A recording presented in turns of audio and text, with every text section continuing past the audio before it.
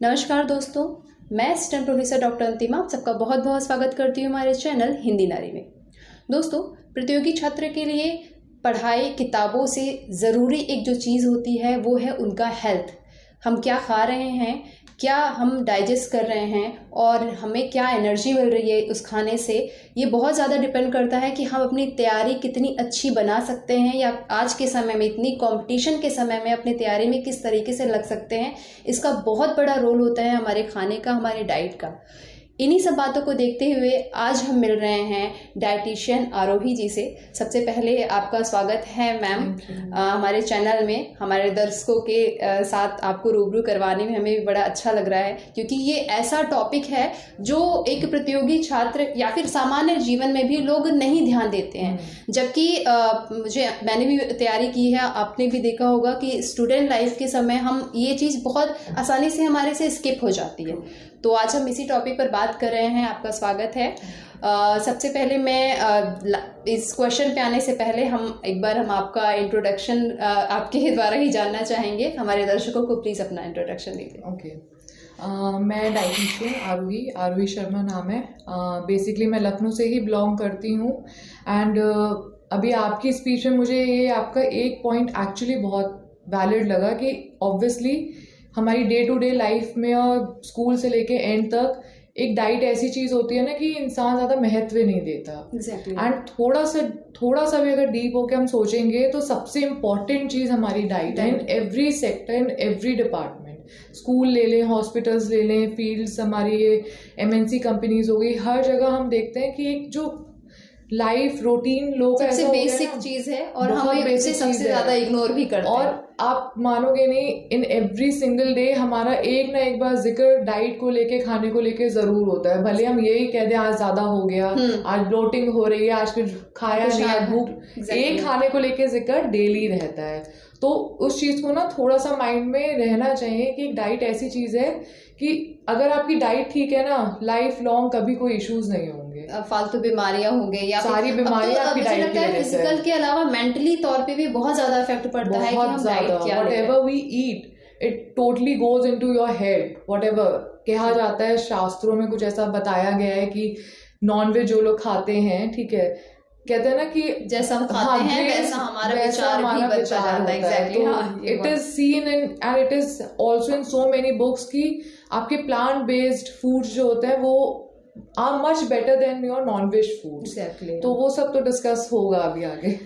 तो सबसे पहले मैं आपसे पूछना चाहूँगी आपके बारे में। आप डाइटिशियन हैं, प्रैक्टिस भी कर रही हैं। तो डाइटिशियन बनने के लिए क्या बेसिक या क्या क्वालिफिकेशन होनी चाहिए? जैसे अगर कोई बनना चाहता है तो क्या उसकी क्वालिफिकेशन होनी चाहिए? और इसके साथ ये भी कि अपने स्टडी लाइफ में कौन सा ऐसा विषय, सब्जेक्ट फोकस करके पढ़ें जिससे हमें आगे जा करके और ज़्यादा हेल्प मिले डाइटिशियन बनने के लिए। Okay, so let me start from the scratch. Basic से बताते हैं। क्या होता है कि when you are in your school, अगर आपको इस फील्ड में आगे इन फ्यूचर जाना है तो बेहतर ये रहेगा कि आप बायो स्ट्रीम लें। स्टार्टिंग फ्रॉम स्क्रैच 10th तक आपका बायो रहता है, तो being a science student it will be much helpful for future aspects. ठीक है, आफ्टर दैट हमारा जो ये सब्जेक्ट होता है न्यूट्रिशन एंड डाइटिक्स का, ये आपका होम साइंस का सब्जेक्ट होता है। तो आफ्टर दैट अगर आप सेंट्रल यूनिवर्सिटी से करते हैं, स्टेट यूनिवर्सिटी से करते हैं, तो ये आपका एक होम साइंस का सब्जेक्ट रहता है। To be a dietitian basic आपका जो कोर्स होना चाहिए वो डिप्लोमा का होना चाहिए। After that it is all your wish कि आप graduation, masters, PhD, you can do everything in that subject. तो मतलब UG के बाद हम डिप्लोमा कर सकते हैं या फिर इंटर के बाद भी कर सकते हैं? आप इंटर के बाद कर लो, आप UG के बाद कर लो। मैंने अपना जो डिप्लोमा डाला था वो मैंने अपने मास्टर्स के बाद डाला। अच्छा, मास्टर्स के हाँ, तो it all depends on you. मैंने पहले ग्रेजुएशन करी, फिर मास्टर्स करी, फिर डिप्लोमा करा and now I am pursuing for PhD also. मतलब अगर हमने UG में होम साइंस ले रखा है तो ये हमें ज्यादा सपोर्ट करेगा इस करियर के लिए। एग्जैक्टली। और इसके साथ ही जो अब चूंकि बहुत ही ज्यादा इस समय का बहुत ही अच्छा करियर है, क्योंकि आज के समय में जैसा लोगों का खान पान है, मुझे लगता है कि हर तीसरे से चौथे व्यक्ति को जरूरत है कि वो एक प्रॉपर डाइटिशियन से कंसल्ट करे। तो मुझे तो ये पता है कि बहुत इसका फ्यूचर जो है वो बहुत अच्छा होने वाला है, स्कोप बहुत ज़्यादा है।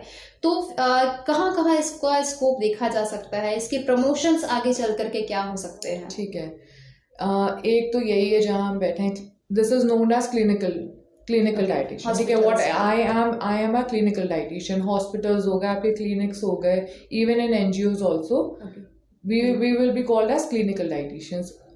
After that, clinical को छोड़ के pediatric dietitians होती हैं, sport dietitians होते हैं, ठीक है, और आपके ये जो companies होती हैं इसमें dietitians होते हैं, तो there are almost total 4 to 5 sectors जिसमें आपका divide हो जाता है। एक एग्जाम होता है, बेसिक एग्जाम आपका IDA कराता है, ठीक है, हाँ, इंडियन डाइटिक करके एसोसिएशन। उसमें क्या होता है, these are total basically 2 exams, exam A exam B करके होता है। To be a registered dietitian आपको ये एग्जाम देना पड़ता है। It's a basically government based exam. ये गवर्नमेंट बेस्ड है जी, कि आपने ये आफ्टर डिप्लोमा, आपने डिप्लोमा कर लिया उसके बाद आपको वो एग्जाम देना? नहीं, उससे पहले आपको 6 मंथ की इंटर्नशिप लगती है। हाँ, in any multi specialist hospital और एनी गवर्नमेंट हॉस्पिटल आपने जब अपनी क्वालिफिकेशंस पूरी कर ली, आफ्टर दैट आप 6 महीने की इंटर्नशिप करते हो एंड आफ्टर दैट आप एग्जाम देने के लिए एलिजिबल हो जाते हो। फिर आप अपना वो एग्जाम दे दो जो कि आईडीए द्वारा होता है। वो एग्जाम आपके 2 फॉर्म में हो जाता है, एक आपका एग्जाम है, एग्जाम भी, दोनों क्वालिफाई करने के बाद you will be a registered dietitian. अच्छा, उसके बाद हम किसी भी संस्था में जी you can apply for any hospital, for any to be a sport dietitian, you can apply anywhere.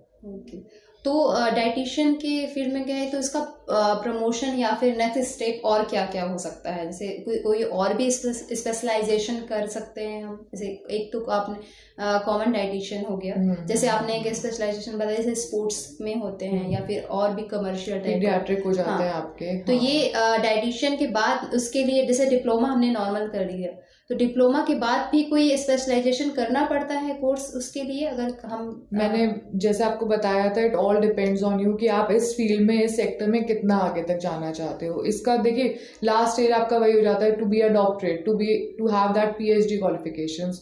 तो डिप्लोमा तो एक बेसिक स्टेप होता है। After that you can do your graduation, masters, PhD, everything in this subject. तो हाँ, जो last qualification होती है दैट इज योर पीएचडी। उसके बाद you need 6 months of internship in that and after that ये एग्जाम देके you can be a registered dietitian. Okay, तो मतलब आपका मन कैसे किया, कब किया कि आपको डाइटिशियन जाना है, या फिर बाय डेस्टिनी आप ये फॉलो कर रहे हो ये करियर, या फिर बस आपका बचपन से ऐसे कुछ होता है ना कि आपको ये फील्ड अच्छा लग रहा है, तो आपका अपना मन कब किया कि आपको इसी में फ्यूचर बनाना है इसको? मेरा एज इफ कोई बचपन से मोटो नहीं था टू बी अ डाइटिशियन। हाँ, मेरा एक छोटा सा मोटो ये था that I want to be a part of hospital. तो ये बहुत मुझे क्लियर था माइंड में कि मुझे मतलब एक हॉस्पिटल सेक्टर में ही काम करना है। एंड फिर जैसे जैसे पढ़ाई करते गए अपना समझ आता गया कि इस पार्ट में हम ज़्यादा स्ट्रॉन्ग हैं, ये पार्ट हमारा होल्ड है। Being a bio student I was very good in bio, तो मेडिकल की भी तैयारी करी, उसमें भी थोड़ा बहुत अचीव करने की कोशिश करी। बट ये जो सेक्टर था ना, ये बहुत अच्छा और उभरता हुआ लगा एकदम। वही हमने भी बातचीत में कहा कि हमारा फ्यूचर में ये इसका स्कोप बहुत ज्यादा है, क्रीम जॉब है, क्रीम जॉब है। तो ये तो मैं जरूर कहूंगी कि कई दफा ये हम इतने बंधे बधाए पैटर्न पे चल रहे होते हैं कि हमें हमारे सामने कई करियर ऑप्शन होने के बावजूद भी हमें नहीं समझ में आता है। तो ये एक खासकर मैं कहूंगी कि जो लड़कियां हमारे यहाँ सुन रही हैं वो बहुत ज़्यादा पूछती हैं कि अभी क्या करें, या पढ़ाई छूट गई है या अब नहीं हो पा रहा है, तो उनके लिए ये डिप्लोमा के बाद ये अच्छा करियर हो सकता है। वो अपने बाहर भी गाइड कर सकती है, अपने घर को भी सपोर्ट कर सकती है इस तरीके से। नहीं, इसमें आप ये भी कर सकते हो, जैसे फॉर एग्जाम्पल अगर कुछ लड़कियों ने लड़कों ने ग्रेजुएशन किसी और सब्जेक्ट में कर रखा है, बट हाँ मतलब वो बायो का ही सब्जेक्ट हो या होम साइंस का सब्जेक्ट हो, तो मास्टर्स वो इस फील्ड में भी कर सकते हैं। ये तो हो गई इसके करियर स्कोप की बातें। क्योंकि हमारा जो बेसिकली चैनल है और मेरे सुनने वाले बहुत सारे बच्चे जो हैं वो तैयारी करने वाले बच्चे हैं, जो कि हर ग्रामीण बैकग्राउंड से भी हैं, शहरी बैकग्राउंड से भी हैं, अच्छे बुरे हर तरीके के फैमिली बैकग्राउंड से बिलोंग करते हैं, तो मैं उनके लिए आपसे पूछना चाह रही थी कि ऐसी क्या क्या चीज़ें डाइट में ऐसी हो सकती हैं जो उनको बहुत रीजनेबल भी मिल जाए, आसानी से मिले, जो उनके हेल्थ के लिए सही हो। और चूंकि हम ये फिजिकल मेहनत के से ज़्यादा मेंटली उनको बहुत ज़्यादा मेहनत करना पड़ता है, तो ऐसा कुछ डाइट में आप सजेस्ट करेंगी जो उनको अपने डाइट में जो वो रेगुलर इजीली रख सकते हो? ठीक है, okay. So being a dietitian, मैंने एक चीज़ बहुत अच्छे से स्टार्टिंग में ही समझ ली थी कि हम लोग मतलब ऑथराइज हो जाते हैं to write therapeutic products also, for supplements also, but एक बड़ी बेसिक चीज़ मैंने स्टार्टिंग में ही समझ ली थी कि we are living in India, तो एक रूरल अर्बन दोनों चीज़ें हमारे साथ साथ चलती आ रही है। तो मेरा मेन मोटो ये रहता है कि मैं जो डाइट बताऊं, जो रेकमेंड करूं, वो ऐसा करूं कि वो हर इंसान को इजीली अवेलेबल हो जाए, जिसे बैलेंस डाइट कहते हैं, ठीक है। और उस बैलेंस डाइट में आप जो बात कर रहे हो कि एक स्टूडेंट को क्या देना चाहिए, उसमें आपका बैलेंस डाइट में ना आपकी सारी चीज़ें आनी चाहिए। सारी में फॉर एग्जांपल आपका फैट्स अच्छे होने चाहिए, कार्बोहाइड्रेट्स भी हो वो भी अच्छे होने चाहिए, विटामिन प्रोटीन्स पूरे होने चाहिए, ठीक है। ये चीज़ें जब मिल जाती हैं ना तो वो एक बैलेंस डाइट बन जाती है। और ये चीज़ें ज़रूरी नहीं है सिर्फ सप्लीमेंट्स या आपके हायर प्रोडक्ट्स हायर हैवी उसमें ही अवेलेबल हो, ये आपको बेसिक चीज़ों में भी मिल जाते हैं, आपके नॉर्मल दाल रोटी सब्जी में भी उतना मिलेगा। इट ऑल डिपेंड्स कि आप किस क्वांटिटी में खा रहे हो, कितने बजे खा रहे हो, किस तरीके से वो चीज़ें ले रहे हो, तो it all depends on that. तो मतलब कुछ ऐसा जैसे लोग बोलते हैं चने हो गए सब बच्चों के लिए बहुत फायदा करते हैं, या फिर लंबी डाइट के लिए होता है, तो ऐसे ही और कौन से 1 2 3 जो हेल्दी डाइट्स हो सकती है जिनको जरूर से शामिल करना चाहिए अपने खाने के अलावा, ठीक है, ऐसी कोई चीजें हो तो? हाँ, फॉर एग्जाम्पल आपके ड्राई फ्रूट्स हो गए, dry fruits are known as good fats, ठीक है। जैसे अब हमारा नॉर्मल घर की पूड़ियाँ पराठे ये सब आपके कोलेस्ट्रॉल वाली, उसमें जो हाई कोलेस्ट्रॉल फैट्स होते हैं उसमें बनते हैं, बट आपके जो ड्राई फ्रूट्स होते हैं ना, those are very much good and good fats, ठीक है। तो ड्राई फ्रूट्स होना बहुत ज़रूरी है बच्चों के खाने में। आफ्टर दैट प्रोटीन जो लोग नॉनवेज खाते हैं उनको obviously vegetarian as compare to vegetarian लोगों से थोड़ा ज़्यादा मिल जाता है, बट हाँ, प्रोटीन की एक मात्रा स्पेसिफिक मात्रा होती है, उतना जाना चाहिए दिन भर में। तो उसके लिए आपका दूध, ठीक है, पनीर, टोफूस, खोया, ये सब चीज़ें ना डेली बेसिस पे अवेलेबल होनी चाहिए, ठीक है। विटामिन और मिनरल्स के लिए फ्रूट्स, अब आजकल के बच्चे आपने देखा है फ्रूट ज़्यादा प्रेफर नहीं करते, ठीक है, और फ्रूट सबसे ज़्यादा इम्पोर्टेंट है, तो इसलिए अब किसी तरीके से ना फ्रूट्स के ही कंटेंट आपको गमी बेयर्स फॉर्म में आपके चुएबल टैबलेट्स आने लगे, इस तरीके से हमें बच्चों को देना पड़ता है कि आप बच्चे किसी बहाने से खा लें, लेकिन बात वही होती है ना, जो चीज़ नेचुरल है वो नेचुरल ही रहेगी। तो सप्लीमेंट्स पे डिपेंडेंट ना रहे, डायरेक्ट फ्रूट्स की आदत बच्चों को बचपन से ही डाल दें तो वो ज़्यादा बेहतर है। फ्रूट्स नया खाना अगर बच्चे नहीं पसंद कर रहे हैं तो उसी चीज़ को किसी भी तरीके से बहाने से जूस बना के या पराठों में या सब्जियों में किसी तरीके से डाल के उनको प्रोवाइड कर दिया जाए। ओके जी। तो इसके अलावा कि एक डाइट प्लान जो हमने पहले भी डिस्कस किया कि ऐसा कोई सही डाइट प्लान हो सकता है, या फिर जो कंपटीशन जो कर रहे हैं बच्चे तैयारी कर रहे हैं, जो बड़े बच्चे हैं, उनके लिए सही डाइट प्लान क्या होना चाहिए, कुछ एक बेसिक चीज़ें अगर आप बता सकें? ठीक है, सो तैयारी करते हुए बच्चों के लिए बेहतर ये है कि उनका जो शेड्यूल रहता है ना वो बड़ा हेक्टिक शेड्यूल रहता है। ऐसे सिचुएशन में पेरेंट्स को बच्चों को दोनों को ध्यान रखना चाहिए कि उनके बैग्स में, ठीक है, her with in every 2 hours वो कुछ ना कुछ खाएं, उनके बैग्स में हमेशा कुछ ना कुछ ऐसे प्रोडक्ट्स रहें जो उनको इजीली अवेलेबल हो जाए। फॉर एग्जांपल जब बच्चा पढ़ने निकल रहा है तो उसके लिए ब्रेकफास्ट करना बहुत ज़रूरी है। ब्रेकफास्ट में एग्स हो सकते हैं, ठीक है, आपके फाइबर रिच फूड्स हो सकते हैं, फॉर एग्जांपल आपका मूंग दाल चीला हो गया, दलिया हो गया, कॉर्नफ्लेक्स हो गया, ये चीज़ें इन्फ्यूज्ड विद ड्राई फ्रूट्स, ठीक है। अब आपके चिया सीड्स नहीं, मूजलीज करके आपके आते हैं, ठीक है, उसमें ऑलरेडी आपकी क्रैनबेरीज, आपके वॉलनट्स, आलमंड, ये सब ऑलरेडी इन्फ्यूज्ड होते हैं, ठीक है। ये आप अलग से भी डाल सकते हो, वैसे ही बाजार में भी आता है। उसके अलावा जब ब्रेकफास्ट हो गया 2-2.5 घंटे के बाद they should have some kind of liquid, for example butter milk, coconut water, या फ्रूट जूसेस, है ना, और solid fruits, they can have anything. Lunch should be more of fibres, more of protein, less of carbs, ठीक है। 2 से 3 रोटी बच्चे के लिए बहुत ज़रूरी है। रोटी कोशिश करें मल्टीग्रेन की हो, ठीक है, हाँ थोड़ी हैवी रोटी हो। एक टाइम दाल होना बहुत ज़रूरी है। सैलड इज मस्ट एंड दही इज मस्ट। प्रोबायोटिक दिन में एक बार होना चाहिए। इवनिंग के टाइम पे बच्चों को ना स्नैक्स की आदत होती है, चलते फिरते समोसे खा लिए, खस्ते खा लिए, कोचिंग से निकले तो कुछ ना कुछ ऐसी चीज ले ली, ठीक है। तो बेहतर है कि पेरेंट्स एक काइंड ऑफ स्नैक बना के दे बच्चे को। वो आप आराम से घर में बना सकते हो। जैसे फॉर एग्जांपल पनीर के सैंडविच बना दिए with that mayonnaise, mustard sauce, everything. हमने बच्चे को वो दे दिया, थोड़ा सा सॉस गया, पनीर भी चला गया, ठीक है। हाँ, ब्रेड्स हम ब्राउन ब्रेड यूज कर सकते हैं। आपके अंकुरित चने होते हैं, अंकुरित चनों में हम अगर खूब अच्छे से स्पाइसी मसाला डाल के थोड़ा सा ऑरिगैनोज ये डाल दिए, चॉप्ड अनियन, आपके टमाटोज ये सब काट के डाल दिया, ठीक है, कुकम्बर डाल दिया, तो वो एक अच्छा स्पाइसी गुड भेलपूरी टाइप का वो हो जाता है समथिंग। तो वो आप प्रोवाइड कर सकते हो। जूसेस फॉर्म में आपने जैसे आपके जूस होता है, तो जूस को उसको थोड़ा सा और इन्हांस करके उसमें थोड़ा सा सोडा डाल के बच्चे को उस तरीके दे दिया ताकि उसको भी रिफ्रेशिंग फील हो, है ना। और इस बहाने जूस भी चला गया। बच्चे चुकंदर नहीं खाते बिल्कुल, बट चुकंदर is a really really good product, ठीक है।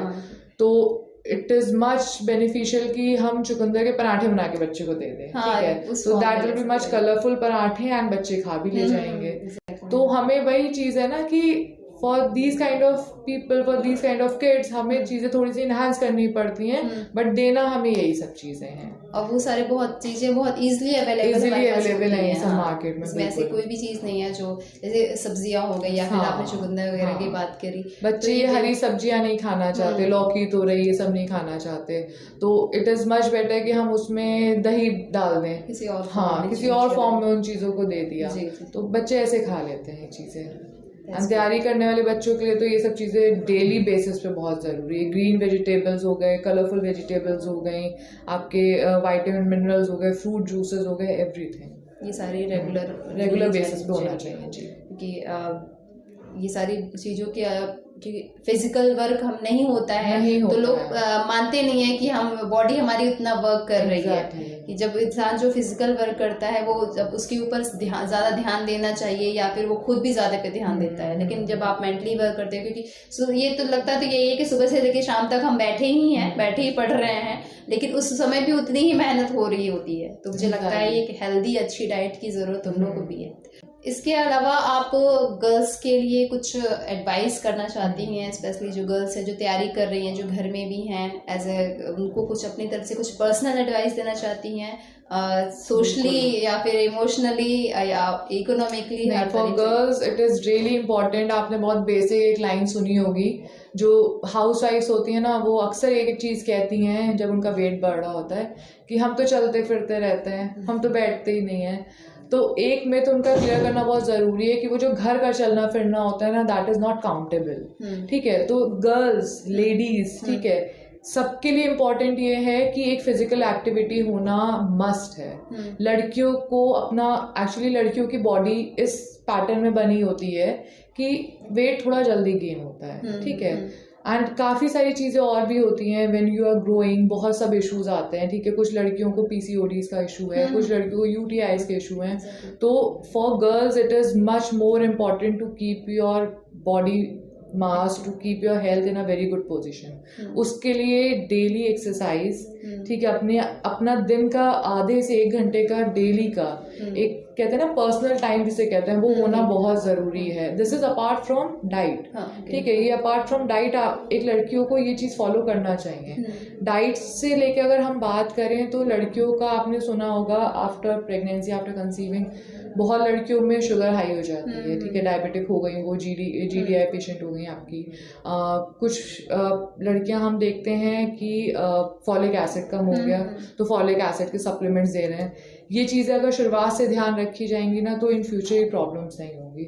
उसके लिए विटामिन मिनरल्स बहुत ज़्यादा ज़रूरी हैं, ठीक है। लेडीज़ को ऑरेंजेस खूब खाने चाहिए, oranges, it is these are very good for your skin. Tomatoes खूब खाने चाहिए, ठीक है। सिट्रिक फ्रूट्स होते हैं ना आपको, फॉर एग्जांपल कीवी, मौसम्बी, ये बहुत बेनिफिशियल होता है। आपके जितने ये रेड फ्रूट्स हो गए, ठीक है, आपका अनार हो गया, ठीक है, टमेटोज हो गए, ये लेना बहुत ज़रूरी है, तो ये वाली चीज़ें बहुत बेनिफिट वाली होती हैं। फैटी चीज़ें बहुत कम खानी चाहिए।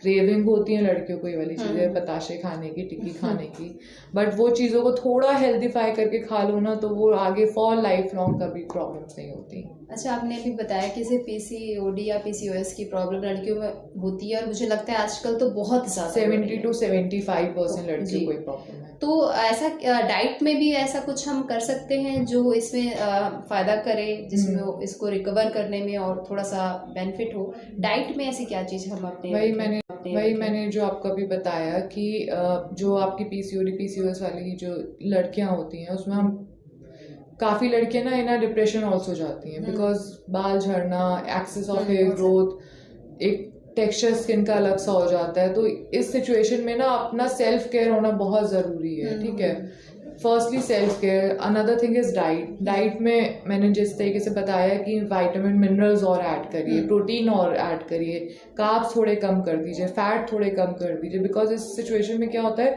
बॉडी मास बढ़ जाता है। दो ही एक्सट्रीम कंडीशन होते हैं, या तो बॉडी मास बढ़ता है या बॉडी मास बहुत कम हो जाता है। उस चीज़ों को मेंटेन रखने के लिए हमें प्रोटीन, विटामिन, मिनरल्स, सबसे मेजरली इन तीनों चीज़ की ज़रूरत होती है। ठीक है, तो हम यही चीज़ें कोशिश करते हैं कि इन लेडीज़ को, इन लड़कियों को हम ये चीज़ें डाइट में और ज़्यादा बढ़ा सकें। जी। अगर आपसे कोई कांटेक्ट करना चाहे एज ए डाइट के लिए या फिर कंसल्ट करने के लिए, तो हम कहाँ पे आपको कांटेक्ट कर सकते हैं? ओके, सो अभी basically I am in Lucknow only, and I am right now in Globe health care. उसके अलावा I will share my phone number and email ID to you, जिसको भी जरूरत होगी please provide them. I will be available 24/7। Video के description में हम आपका पूरा एड्रेस और उसको डाल देंगे। और अभी आप देख सकते हैं कि हमारी स्क्रीन पे भी आ रहा है मैम का नंबर और मेल आईडी है। आपको अगर कोई भी कंसल्ट करना है, कोई भी क्वेरीज है डाइट से रिलेटेड, तो आप मैम से पूछ सकते हैं, कंसल्ट कर सकते हैं, हॉस्पिटल में आकर के उनसे मिल सकते हैं। ठीक है, तो बहुत अच्छा लगा आज ये बातचीत करके। एक बहुत इम्पॉर्टेंट टॉपिक पे बात हो रही थी, और मुझे लगता है कि इस वीडियो के बाद डाइट के प्रति लोगों का और खासकर हमारे बच्चों का थोड़ा सा और जागरूक होंगे कि पढ़ना ज़रूरी है, पढ़ने के साथ साथ खाना और ज़रूरी है, क्योंकि वही बेस है। तो आई होप कि हमारी बातों से कुछ अच्छा निकल करके आए, और हमेशा की तरह मेरे बच्चों को कुछ अच्छा मिले, जिससे वो और उत्सुक हों और जागरूक हो जाएं और मन लगा करके अपनी तैयारी कर सके। आपका बहुत बहुत धन्यवाद मैम, आप हमारे साथ जुड़ी, और आगे भी हम मैम के साथ जुड़े रहेंगे। कोई भी आपकी क्वेरीज अगर हमारे कमेंट सेक्शन में आती है, हमारे मेल पर कोई क्वेरीज आती है डाइट से रिलेटेड, तो आप पूछ सकते हैं। हम मैम से जुड़े हैं, और कभी आपको ज़रूरत लगेगी तो हम मैम से वापस से मिलेंगे, वापस से उनका इंटरव्यू करेंगे। तब तक आप सभी तैयारी में लगे रहिए। मैम आपका बहुत बहुत थैंक यू। लड़कियों के लिए मेरा एक लास्ट होप एंड एक लास्ट एडवाइस यही है कि पढ़ाई कंप्लीट करो। ठीक है, मेडिकल हो गया, आपकी इंजीनियरिंग हो गया, इसको भी छोड़ के इतनी सारी फील्ड्स हैं कि एक बार थोड़ा सा ओपन होके घर से बाहर निकल के देखोगे तो इतने ऑप्शंस मिलेंगे आप लोगों को कि it will be in your hand कि आप कौन सा चूज़ करते हो ऑप्शन। अगर मैं बात करूँ इधर आपके बीइंग अ डाइटिशियन, तो being in a field of dietitian, तो इस फील्ड में भी इतने सारे सेक्टर्स हैं कि अगर आप एक बार कदम रखते हो अंदर, तो आपको इतने ऑप्शंस मिल जाएंगे। आपके एमएनसी कंपनीज हो गई, हॉस्पिटल्स हो गए, एनजीओज हो गए, you can go anywhere which ever you want. ठीक है, तो इट्स बेटर कि आप पढ़ाई अच्छे से करो, follow your heart and keep working hard. बदलाव के लिए आपका सक्षम होना ज़रूरी है, सुंदर होना नहीं।